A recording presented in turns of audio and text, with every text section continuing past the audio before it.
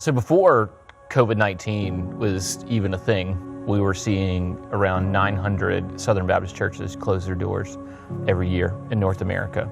Churches that weren't even necessarily in need of revitalization are finding themselves maybe in need of revitalization, and churches that were in need of revitalization before COVID-19 are finding themselves maybe even in somewhat of a danger zone. John Cotter wrote an article a long time ago for Harvard Business Review about leading change, and he said that the first step in change leadership is creating a sense of urgency. Sometimes when churches are in some declining stages, they'll have urgency about the wrong things, and their urgency may be about just their finances or just how many people are in the building. And so really building into that sense of urgency, we wanted to cultivate what we call a holy discontent.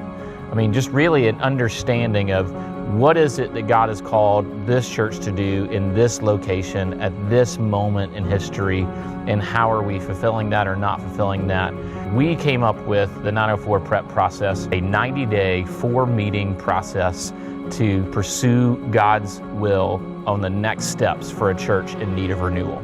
So we explore this through a lot of ways. We do a deep dive into the health of the church, into the community and the context the church finds itself in, but we also dive deep into 7 letters to the churches through the book of Revelation, where we see that God has a pattern as he writes these letters to these churches through the Apostle John, that he commends them for things, he challenges them for some things, he talks about consequences for not making corrections that he gives, and so on and so forth.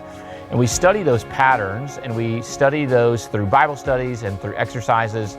And then we're ultimately trying to apply and ask Jesus, what is your plan to revitalize this church? It's a great joy really to sit with the leaders of churches that have given their lives, for some of them for decades, to a church, and to see them humbly seek the Lord and his wisdom in what their next step is, and lay down their preferences and pursue God's purpose for the church. As we work through this 904 prep process with a lot of churches, I would ask that you would pray with us, but also pray about your church partnering with some of these churches.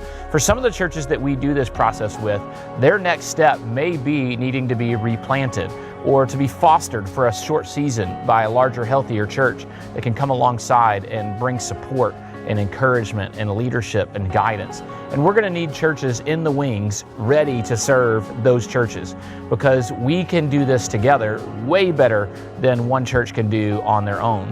And the JBA as a staff is not enough to help all these churches get to where they need to be.